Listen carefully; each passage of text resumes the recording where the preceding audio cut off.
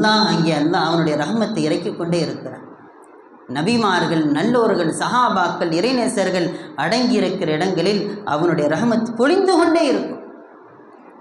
அதனால் தான் அந்த அல்லாஹுடைய ரஹ்மத்துடைய மலையில் நாமும் நம்மை நினைத்து கொள்ள வேண்டும் என்கிற அடிப்படையில் தான் நம்முடைய முன்னோர்கள் இது போன்ற ஏற்பாடுகள்லாம் செஞ்சது. நான் சொல்ல வந்ததன் விஷயம், இன்னைக்கு கடற்கரை ஏரியாவெல்லாம் ஒவ்வொரு இடத்துலையும் பாருங்கள் இருக்கிறாங்களா இல்லையா இறைநேசர்கள். இவர்கள் தான் நமக்கான இஸ்லாத்தை கொண்டு வந்து சேர்த்தவர்கள்.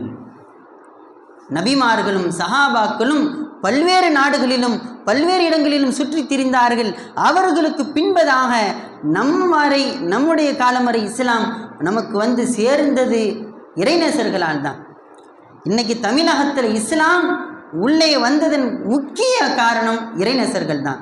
அதை எவரும் மறுக்க முடியாது. இன்னைக்கு நம்ம முஸ்லீமா நின்று நான் பேசுகிறேன்னு சொன்னால் அதற்கு காரணம் இறைநேசர்கள் தான். அதை மறுத்து பேச முடியாது. காரணம் இறைநேசர்களால் தான் இஸ்லாம் நம் வரை வந்து சேர்ந்திருக்கிறது.